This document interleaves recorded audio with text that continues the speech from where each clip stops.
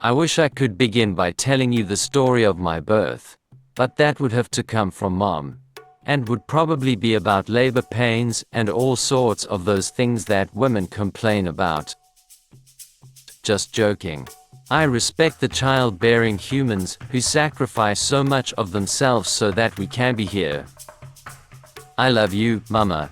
I know you're attending online and that you are my biggest supporter. Back to me. I'm small. It is bright. It is so bright that it hurts my head. I look the same as other little kids, but my family seems concerned about me. I understand everything so well, but it seems as though I need to make sounds with my mouth. I try, but the words in my head don't come out. Ouch! The sounds are so loud. My head feels as though it is being stabbed by lots of tiny knives. I have to run away. Oh, that's nice. Flicking my fingers around helps me to feel good again. I would later come to learn that this is called stimming and self-regulation. I love playing.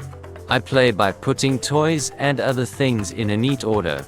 This world is chaotic, at least playing is fun. I get to make some sort of organized pattern. This I can control. I love playing. Other kids seem to play differently to me. They cause even more chaos. I don't get it. What I'm starting to notice is that I'm different to other kids. I think we make sense of things differently. The people do call me to come and play, but it is what they call play. Oh well, let me try. Ouch! It's the knives again. It's that bright fire that scorches my brain. I run away. My family is worried. I don't talk and I'm so different. They love me so much and want to help me, so they take me to an expert doctor. Hooray!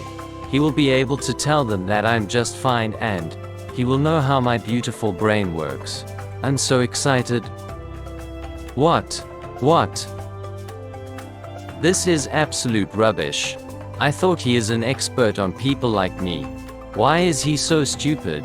He told them I don't understand the world around me and that I'm not smart. He says I won't achieve anything and that they should send me away. Mama, don't cry. He is lying to you. Papa, Mama, it's me. I'm so smart. I love you, but I can't tell you. You love me too. You don't send me away. That man said I'm autistic. Clearly he does not know what autism is. I go with you to so-called specialists. Relief. Maybe one of them knows what autism really is. Nope, same story. I'm not going through this again, so I bolt outside. A young lady comes with me. She sits with me outside on one of those old wooden swings, and we are opposite each other, but both looking our own way. She is young and seems to be pretty clueless too. But I notice a stark difference. She is talking to me in her normal voice. She introduces herself to me and says it's okay to sit outside. I'm not going to force you to go inside. We can sit here while they talk. I've got a ball with me if you would like to play with me. She is clueless, but she showed me respect. I hope I see her again sometime. And so it goes, one place to the next. They really do love me. They did not do what the uninformed doctor said. I'm getting bored. Oh, good, I have a new school. It is a preschool that helps kids like me. Surely now all will be well. Day 1. My heart is broken. They think I'm not intelligent. They are kind and caring, and they also take such good care of the kids in wheelchairs. They are good people, but they talk to me like a baby. My understanding of school was that I would be learning new things. Why are they teaching me body parts, shapes and colors? I know all that stuff already, but I can't tell or show them. Why is nobody helping me to send messages from my thoughts to my body? Why are they showing me funny stick men to help me understand language? I understand it all, already. Occupational therapy helped a little as it helped my brain to integrate sensory information. However, my hope was that the OTs would help me to overcome my intentional movement challenges. I thought they had an understanding of the disconnect between my mind and body. Alas, I suffered further disappointment. Wow. My parents got informed that I have been accepted at a government school for autistic kids. These people have been doing it for years, and have the support of the government. This time it's going to be a game changer for me.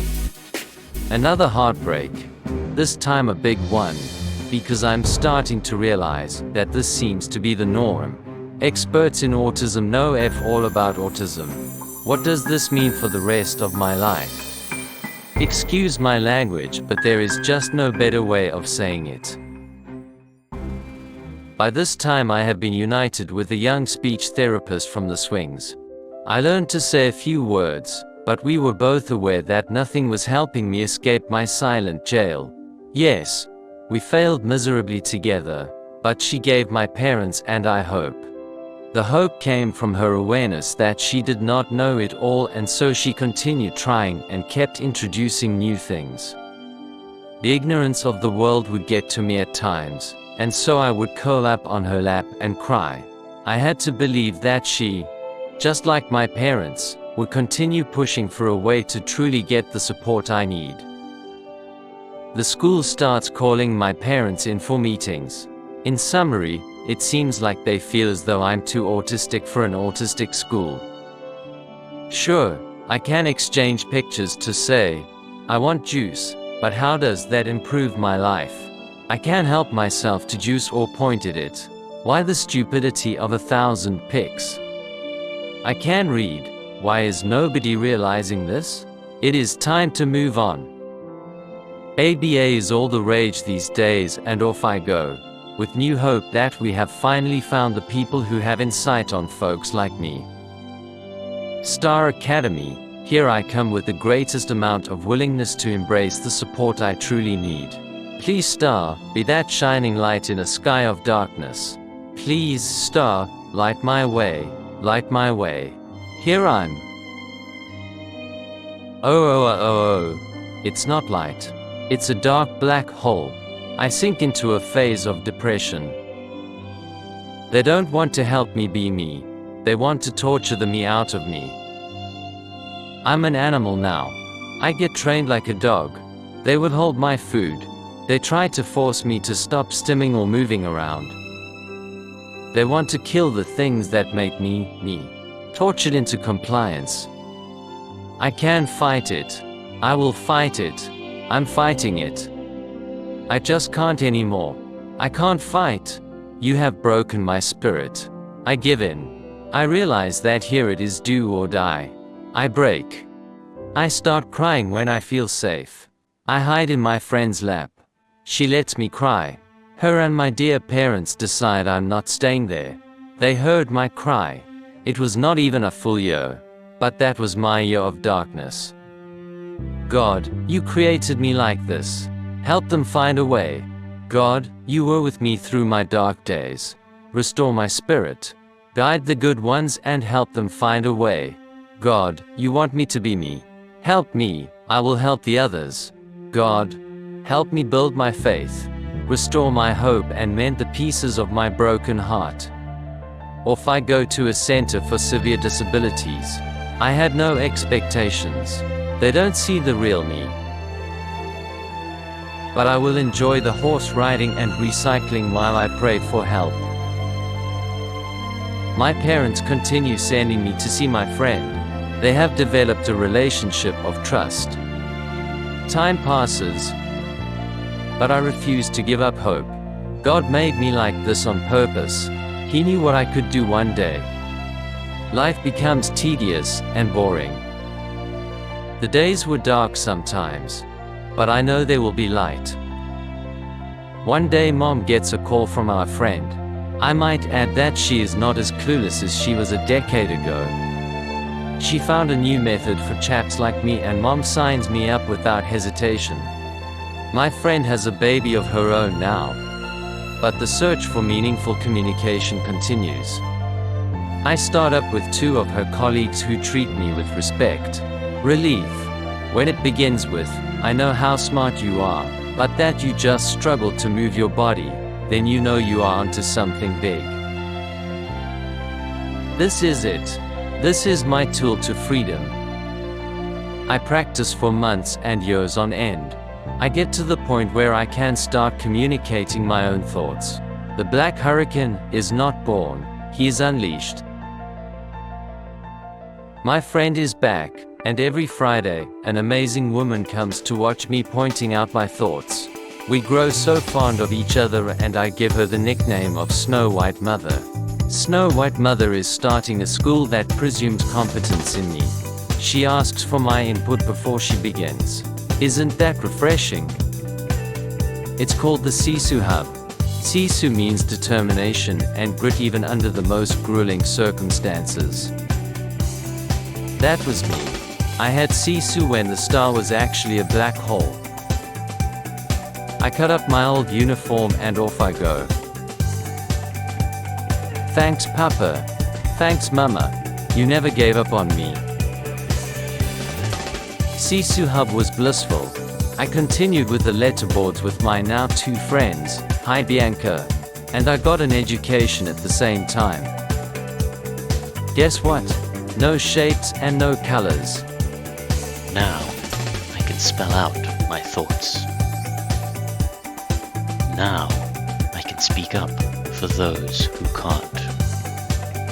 Now I can help the others by making presentations like this one and continuing my story. My autistic body feels like a prison, by Zekwande Mathenjwa. My life has been a grueling ordeal. I can spell it out for you. My life has been the awesome stuff, the awesome life of my dreams. It used to be a nightmare, in prison that I couldn't break free from. Now, my life is different, thanks to risking risky treatments in the autism realm. I have done it all, more than most autistics even know of.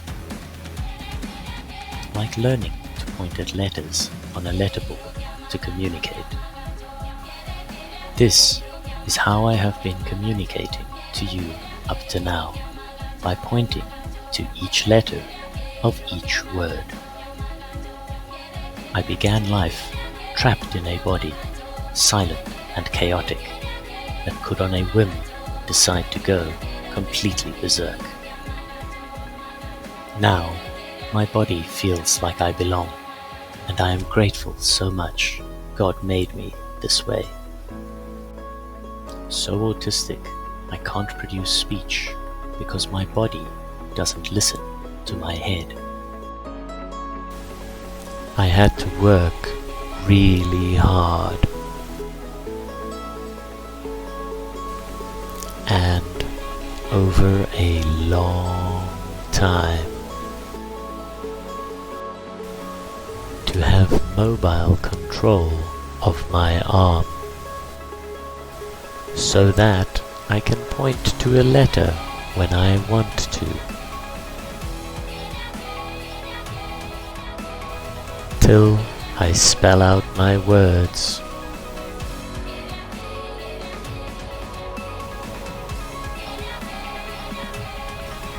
Each letter at a time.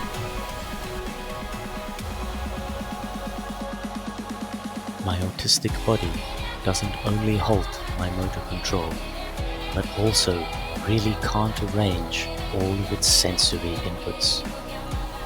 My body is even able to do some great things on its own. Sometimes what I do want it to do, but not often, and not for too long. My mind knows what I really want my body to do. I am unable to make my body comply. My challenge is motor control, not comprehension. Non-speaking is not the same as a non-comprehending and non-caring. I know what I want my body to do. It just does not hear my commands. I want the world to know that non-speakers need motor, not cognitive supports. I believe really strongly that non-speakers in Africa are up for the challenge. Are you? You ask me, but you have the power to help us.